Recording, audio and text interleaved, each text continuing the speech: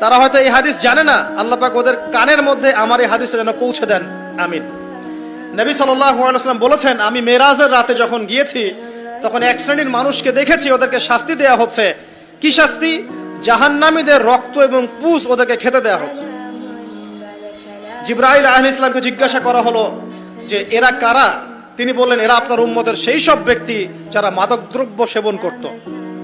আল্লাহ রাব্বুল আলামিন তার হাবিবের মাধ্যমে জানিয়েছেন, যখন কোনো মুসলিম মাদক সেবন করে বা কোনো ব্যক্তি মাদক সেবন করে তখন 40 দিন তার নামাজ কবুল হয় না।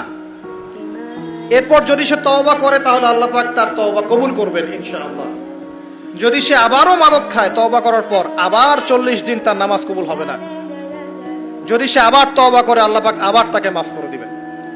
যদি সে আবারও মাদক খায় আবার 40 দিন তার নামাজ কবুল হবে না।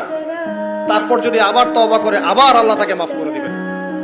এরপরেও যদি সে আবার মাদক দ্রব্য সেবন করে, নবী সাল্লাল্লাহু আলাইহি ওয়াসাল্লাম বলছেন তাকে আল্লাহ রাব্বুল আলামিন পরকালে মৃত্যুর পরে তিনাতুল খাবাল পান করাবেন। তিনাতুল খাবাল।